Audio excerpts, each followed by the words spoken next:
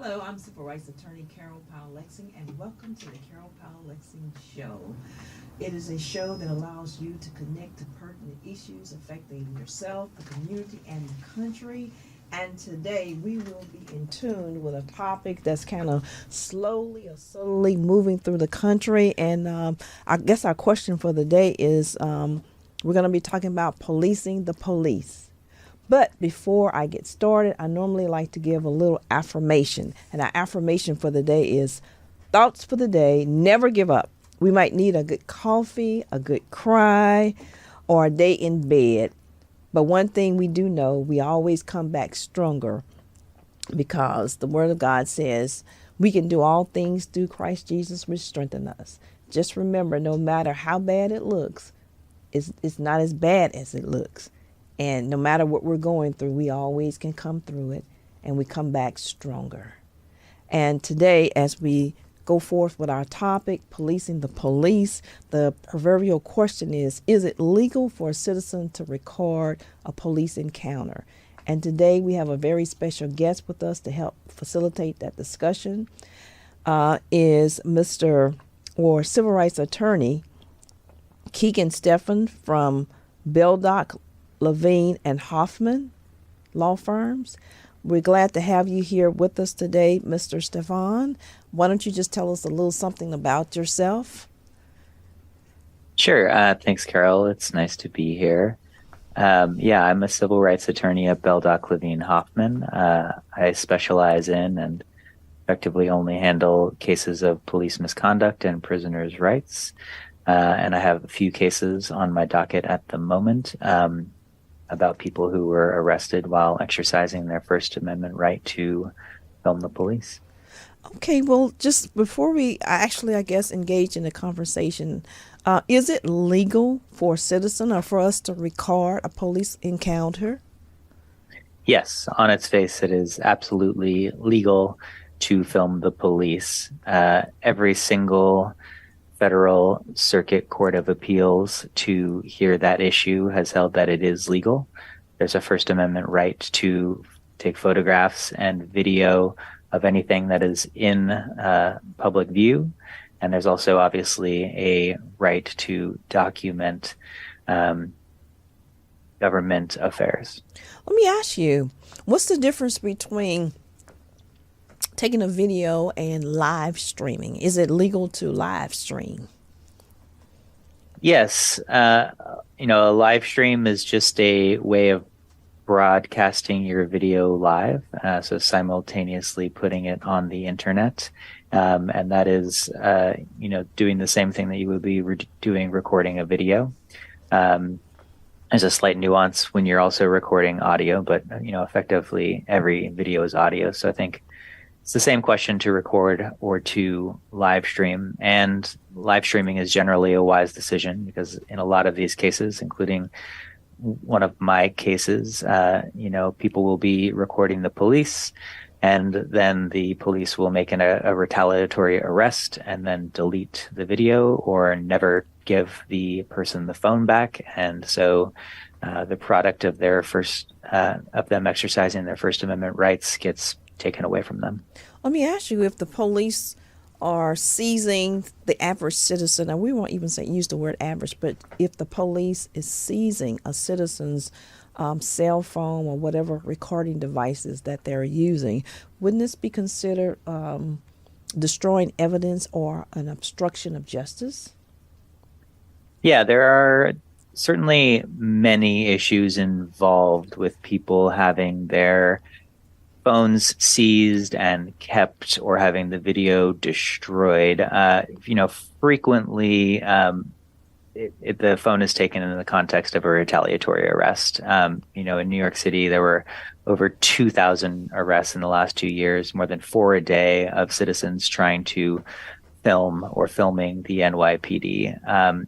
So those people are arrested. As an incident of arrest, your property is generally taken to you and vouchered. It's supposed to be given back. If it's not, there's obviously like a property violation there. If the video is deleted from your phone, that is in itself sort of unlawful on its face. The police need to get a warrant to, they have to have probable cause that there's evidence of a crime on your phone and get a warrant to take anything off of your phone, to delete it. And yeah, in an extreme circumstance, say, later on, a prosecutor decides that the officer was engaged in illegal activity and that video was evidence of that illegal activity, then it would certainly seem to be obstruction of justice. Right. Let me ask you, in some of the cases that you have handled, or maybe some of the people that have been arrested, I think you said about 2,000 cases, that there are 2,000 cases just in New York City where people have been arrested for filming the police. My question is, what are they being charged with? So that's sort of the rub with all of these cases. Like I said, every circuit court to hear the issue has said that you have a right to film the police. And you do, again, sort of like on its face, have a right to film the police. However, you don't have a right to, obstruct with governmental administration. And typically, the police who are being filmed will make a retaliatory arrest. In my view, in the facts of the cases that I've examined, there's no justifiable grounds for making the arrest. So go ahead. I'm sorry. Go ahead. Oh, sure. But when when we sue, when people sue over the unlawful arrests, the police officers will say that they, gave the person who was recording them an instruction, like step across the street, step back, and then they don't comply. Or if they don't comply, the police will say that it's obstruction of governmental administration. And the legal danger here is that there actually is a very broad sort of definition of obstruction of governmental administration, that violation that you can commit that's an arrestable offense. So they're saying you're interfering with my duty. You're interfering with what I'm doing here, even though we know that they're not, but they're still being arrested for that. Exactly. And courts have given a very expansive definition of that crime. So even if an officer gives you an unlawful order, if an officer tells you to back up, even when you're not interfering with an arrest, if you don't do it and they arrest you, then courts will generally find that that is obstruction of governmental administration. Again, even if that original instruction was not lawful. And this is where the First Amendment comes into conflict with these criminal laws. So you have a First Amendment right to record, and there are, some states have tried to pass laws to say you can't record the police, you can't be within a certain amount of feet of them, and courts are unanimously sort of striking those down as suppressing First Amendment activity. But then you have the police retaliating in the street. And then when you go to sue to enforce your rights, you have courts saying, well, you were obstructing governmental administration under the law, and so you don't have a lawsuit. The Supreme Court has created a very rough standard for asserting a First Amendment retaliation claim. So when you say, my First Amendment right was violated because I was recording a police officer, they retaliated by arresting me. The Supreme Court has said, as long as there was probable cause to arrest, then you do not have a First Amendment retaliation claim, even if the reason that they arrested you was because you were filming them. Probable cause existed, and you don't have a claim. And because of the expansive definition of obstruction of governmental administration, in many, many cases where police officers are in fact arresting people for filming them, you cannot sue and you cannot enforce this right that every court says exists. So we have a system where every court says the right exists, but you can barely enforce it in any court. Well, that's kind of bad because you have a situation where the system is being being clogged up with unjustifiable so-called manufactured probable cause to arrest people, and it just seems to be so unfair to citizens that, on one hand, you're saying you're violating my First Amendment right. I have a right to record police. It's not illegal.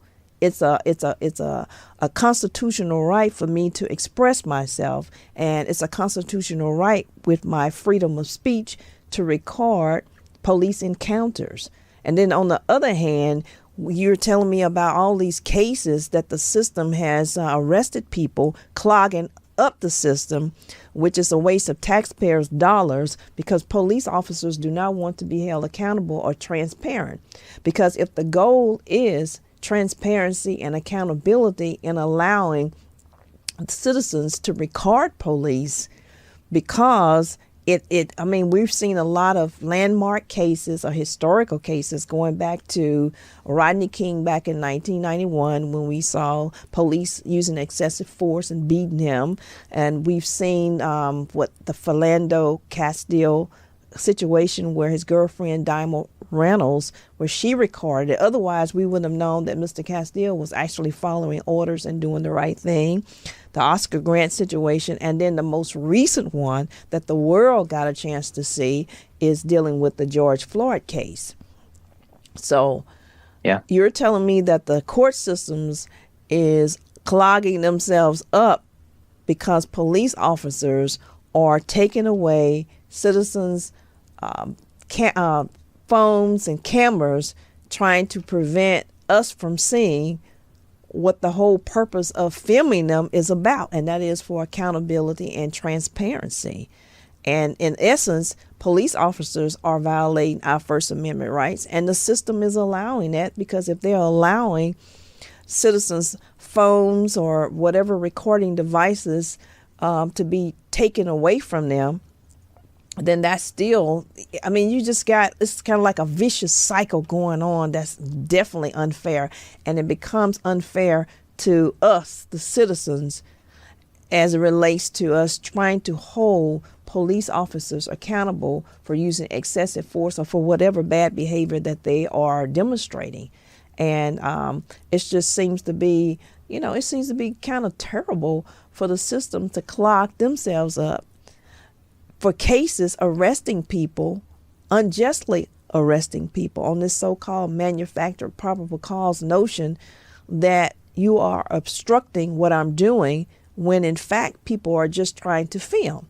Now it would be a different scenario I can see, where somebody is actually interfering with an arrest or interfering with what the police is doing, or even up in their face trying to film them. Now that's a horse with a different color. But if you got an average citizens just sitting back trying to record so that they could use that type of evidence in order to help the system, it just seems contrary to the legal system. And I'm not calling it a justice system, because I don't use that word loosely, because justice is only good as the people that you put in office. And it sounds like the people that are put in office in the areas where they are allowing police officers to arrest people, it just seems like they're the ones that are causing the system to be bad, and they are perpetuating an unjust system. So I don't know. What do you have to say about that? Right. Well, you mentioned that there is a difference if somebody is legitimately interfering with governmental administration, and I think that's right. Mm-hmm. However, I think that it's actually pretty rare that people are filming the police in a way that is interfering with governmental administration. For one, I think most people are pretty intimidated by the police and are not trying to put themselves in a position where they're gonna, be interfering with an arrest, where they're putting themselves in danger, where they might get arrested. And I think people are even less likely to do that while they are actively filming. Who goes out and films themselves committing a crime? That's not a very typical behavior. So in, all of the cases that I've looked at, the facts of people who are recording the police are clearly not obstructing governmental administration. The police are giving them unlawful orders and then arresting them for not obeying those unlawful orders, or sometimes even arresting them when they do obey the unlawful orders. And as long as the state of affairs under the legal doctrine is that if they have probable cause to arrest, and probable cause can be created by giving an unlawful order and then arresting someone for not obeying that unlawful order, then the right to record police is effectively a right without a remedy. Right. There's no governmental, agency that is going out there and prosecuting the police for arresting people. So the only remedy for a violation of this right is to sue in civil court. And it's very difficult to sue in civil court because of the state of the law. But it brings to mind, why are the DA offices even going forth with cases like this? They have more important cases to do.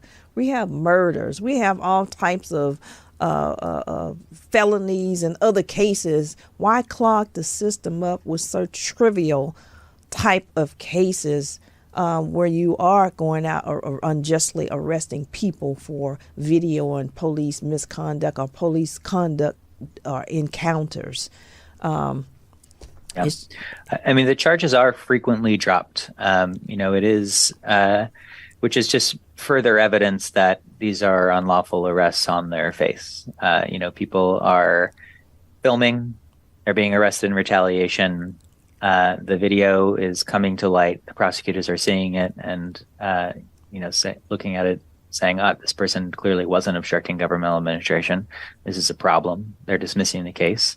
But then when you go to enforce your right to say, that police officer needs to be held accountable for violating my right, the court system's dismissing your case, even though the prosecutor, decided that this was not a legitimate arrest and isn't going to pursue charges. Right. And so when the police go out and arrest people for filming them, that person has to bail out, right? They have to go through the regular course of the system, which makes it an unjust system, which means that as we the people, we have to still try to hold unjust system accountable. That's why it's important, but without getting into the issue of voting, that's why it's important for us to vote in people that have our best interests at heart and not just putting anybody in there, because that's a waste of taxpayer dollars for the police to be out there arresting people who are just trying to exercise their First Amendment right of freedom of speech in order to protect the public interest,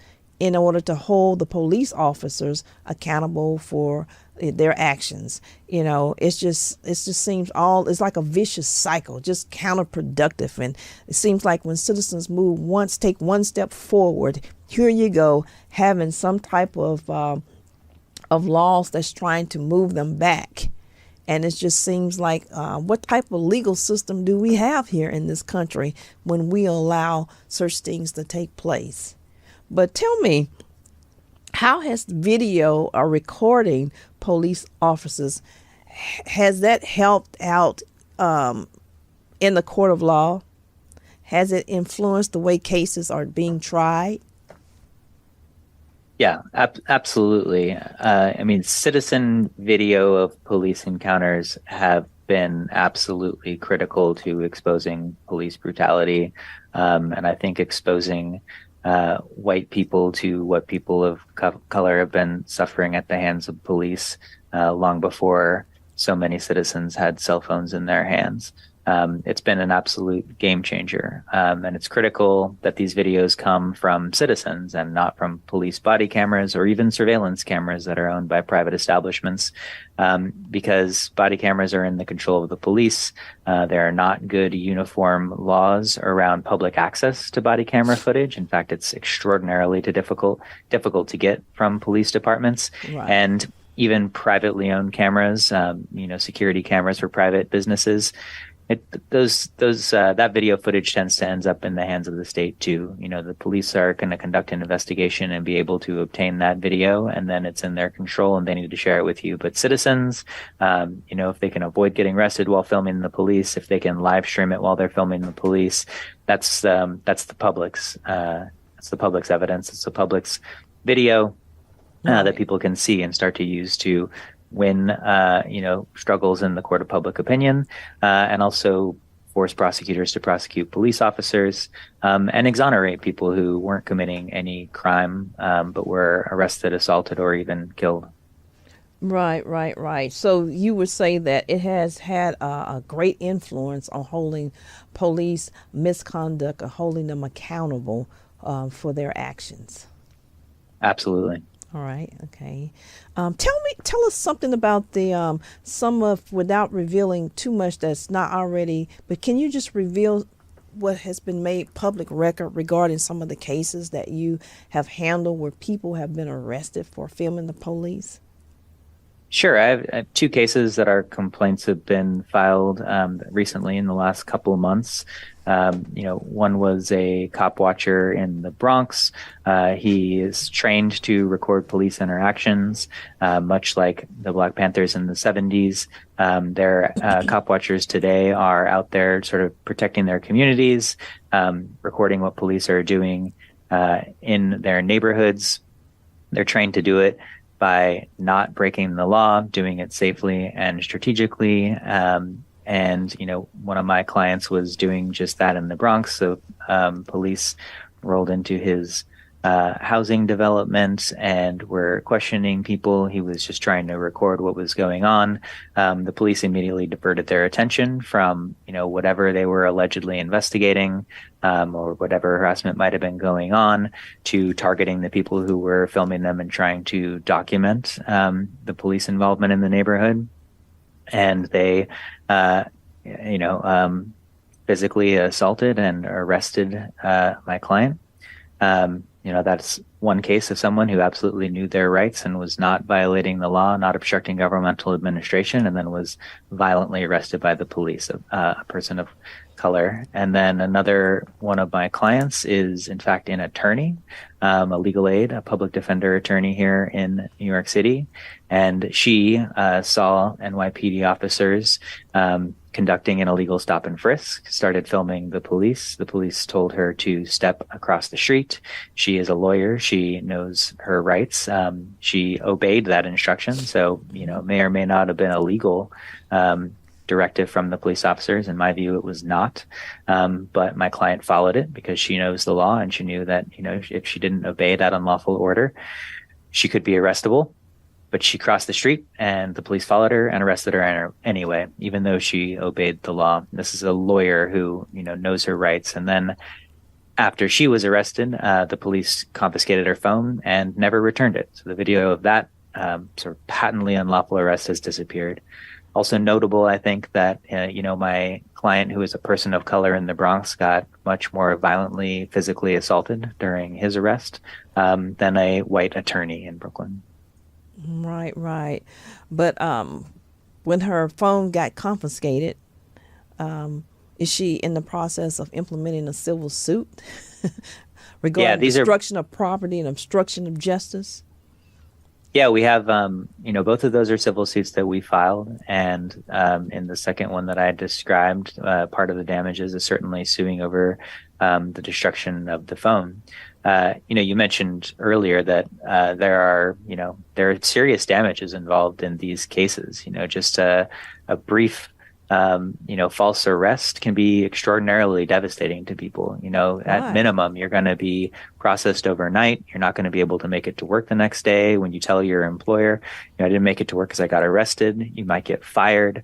You could lose your entire ability to maintain your livelihood. You could lose your housing, all because you were just trying to do the right thing and, record government activity. And not only that, it's just traumatic, you being arrested. Period. Absolutely. And having to use your money to bail out. So it's just a unfair, vicious cycle dealing with these type of cases. And what's ironic is that you have states trying to ban the average citizens from recording police when they have implemented laws giving the police right to record us. We get recorded every day. Go through a traffic light, you got cameras everywhere. So what's the difference between that type of recording versus the citizens recording police conduct? Right. Traffic cameras, body cameras are all, I think, pretty problematic because they are recording the citizenry and generally without anyone's consent. You have a First Amendment right to record anything that's going on in public view, sort of like the Fourth Amendment right to privacy, right? So it's different for the personal versus the state. So just because I might reveal some information to my friends within my home where one other person can see it, where close confidants of people can see it, that doesn't mean that I am intentionally waiving my right of privacy to the state. I'm not handing it over to the police, right? And so what the police are doing by putting cameras everywhere is effectively trying to latch on to the public's right to record what's going on in the public and say, well, everything going on in public is now state property. We were recording everything. And it's extraordinarily dangerous. It's also very one-sided. I mean, I think that the initial impulse after Eric Garner's murder was to put body cameras on police officers. And that was a misguided effort. I think almost everyone would agree at this point, because body cameras are not trained on police officers. They are trained on the public. These are just further tools of surveillance. And they are often, used to demonize the victims of police violence, and even people who, are arrested recording the police. They don't capture much of what's going on with the police themselves, and they can be turned on and turned off by the police. So many episodes of police doing illegal things are only captured on body camera because the police don't understand how to use them. They'll turn them on. Literally, there are videos where the police turn them. I think they understand how to use them. They just want to use them when they feel that it's going to be beneficial to them. They make right. They want to have us under surveillance, but they don't want us to have them under surveillance. Oh, for sure. That is definitely the purpose, but they're kind of still getting the hang of this body camera thing.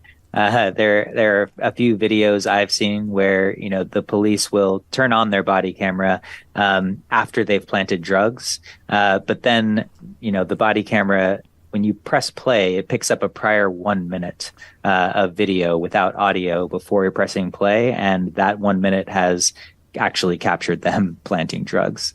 But, they will figure that out and get more savvy, and it'll be an even less effective tool than it is now. Right now, it's already a very ineffective tool because, again, it's extraordinarily hard to get body camera footage from the police in most jurisdictions. Right. Tell me, what's the privacy rights versus public rights when a person is recording police conduct? Sure. I mean, so this is, one nuance. It's, unanimous and obvious that you have a right to record video of the police or anything in public view. Some police officers and police departments have tried to argue that when you are recording audio, you're violating wiretapping laws. Right. I was going to get into that. Yeah. Yeah. And I mean, thankfully, basically every court to hear that argument has rejected that. They've found that to the extent that a wiretapping law may, by its language, suggest that you can't record audio of police interactions, then that would violate the First Amendment. And so that law can't stand. So they either construe the law more narrowly and say that it doesn't apply in those situations, or they say that, to the extent it does cover those situations, that's unlawful, and strike down that part of the law. Well, that's great because different states have different laws as it relates to wiretapping. And for instance, I'll give you, like Louisiana is a one-party state where I can record you and you don't have to know I'm recording you. But then there are other states that are two-party states. And so they could probably try to charge a person with wiretapping if they are recording, using their cameras to record the police or the police conduct. But the federal courts basically have struck that down. What about the Supreme Court? Has any cases gone to the Supreme Court as it relates to these states implementing laws to ban us from filming and recording police conduct? Nothing has made it to the Supreme Court, and at the moment, at least, it seems unlikely that will happen because the federal courts are so unanimous on the issue. They all agree that there is a right to record the police, and even state courts are striking down their own state wiretapping laws, saying that you can't record audio of the police. And if every single circuit court says there's a right to record the police, there's effectively no reason for the Supreme Court to come in, because if every circuit court says it, then that is already the law of the land. It applies across all 50 states equally, and you don't need a ruling from the Supreme Court. The Supreme Court typically steps in, as you know, when there's a split between the circuits, when you don't have a right to film the police in Alabama, but you do have a right to film the police in New York City. That's when the Supreme Court tends to step in. So you're telling me in these conservative states such as Louisiana, Mississippi, and Texas, that they have not implemented any laws to ban citizens from filming the police? There have been laws implemented. Arizona, I think is sort of the most high-profile law, and it was a law, saying that you can't film the police within a certain amount of feet. They're like 8 feet. Right.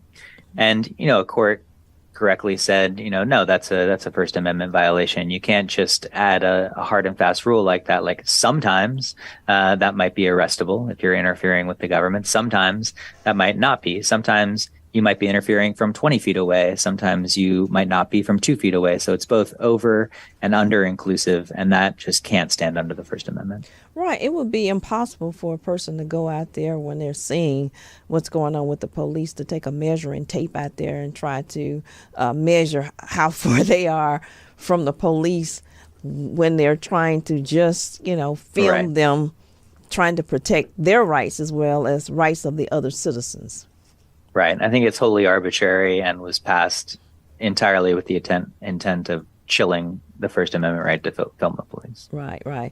But there are 2 states out there, is it Massachusetts and Maine, that have gotten away with banning citizens from recording police conduct?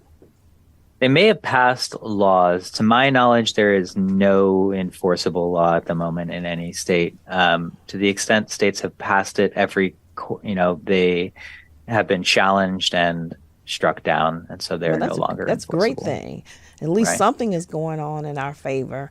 It just Right. needs to get to the local level and have the local police or the local states to inform their policemen to stop wasting taxpayer dollars Right. arresting people for filming police when they know it's not going to go anywhere. Right. Again, I think the problem is this very stark contrast. Every court is going to, say like, obviously there's a right to record the police, but the moment you try to go enforce that right and sue, they'll say, oh, but there was probable cause. So you had a right, but I, can't hold the police liable you're for this interfering with what retaliatory I'm arrest. doing. Yeah, even if you're not. Even if you- And that is, again, I think it's right as it stands right now. It's a right without a remedy because courts are unwilling to enforce the right when people try to bring lawsuits to hold the police accountable. What would your vision be of an ideal model for policing in this country? I'll stick to the issue of your right to record the police, and effectively we need a change in the law allowing people to sue, allowing people to enforce their right. I think it's unrealistic that we have a governmental agency that's going to be holding the police accountable for their violations of the right to record. Citizens need to be able to enforce that right themselves. And so we need to revisit the Supreme Court case saying that anytime you have probable cause to arrest somebody, you no longer have a retaliatory arrest claim. That case is called Nieves, and it needs to be revisited. We need to find that, if there is any credible evidence from which to see that the police were actually arresting somebody for filming them, then you have a valid First Amendment retaliation claim. Until then, we don't really have a right to record the police. Right, right. Well, I'm glad that the federal courts are at this point unanimous as it relates to protecting citizens' rights, protecting their First Amendment right to film police officers. Absolutely. I hope that the rest of the federal circuit courts to hear this issue reach the same conclusion so that it doesn't have to go to the Supreme Court. Any sort of civil liberty is at risk if it reaches the Supreme Court these days. But as long as the circuit courts are unanimous, people are in good shape with this right, at least on paper. And hopefully we can get to a place where people can enforce their rights a little better. Right. But right now, I guess one of the most important recourse is they have the recourse to file a suit against the police, in civil court. They can implement a civil action against them when the police has been retaliatory toward them in snatching their cameras or trying to prevent them from filming them. Right, exactly. And it's unfortunate, but as long as you sort of obey the police's orders when you're filming them and back up, even if that order is unlawful, if you obey it, then you have a right to record. You're not arrestable, and you do have a civil suit, and you should absolutely try to enforce your rights. I think these rights become enforceable and police can start to be held accountable for retaliatory arrests against people filming the police, then they might start to change their behavior and stop arresting people who are filming them lawfully. How many people have been successful in their civil litigation against the police in regards to these type of cases?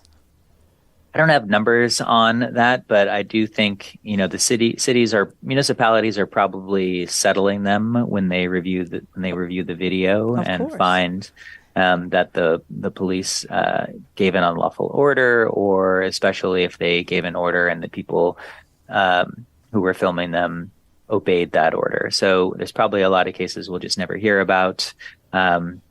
But also I think a lot of people are losing cases, unfortunately, because of the Supreme Court's Nieves decision and the idea that if there's probable cause and probable cause can be easily manufactured, then you don't have a First Amendment retaliation claim. Right. Well, one thing about it, we will keep fighting to make sure that law enforcement respect our rights to film and to photograph and to live stream. That's something that we can do, and we will never give up our rights. And especially when it's already solidified by the Constitution, the First Amendment, that we have a right to the freedom of speech and a right to freedom of expression. And that right entails being able to film, video, and live stream police officers when they're engaging in their police conduct or misconduct. So thank you for being with us today. We appreciate you. Is there anything that you want to offer? Because I don't want to, I talk a lot. Oh, no, nothing more. It was really nice to be here, and absolutely everyone should definitely go out there and keep holding the powerful accountable, recording the police. Thank you for joining me in the conversation. Remember, we will keep fighting to make sure law enforcement respect our rights to film, photograph, live stream, so that we can make sure that since accountability and transparency is the goal, that they will be held accountable and citizens will continue to be able to enjoy their First Amendment rights to freedom of speech and freedom of expression.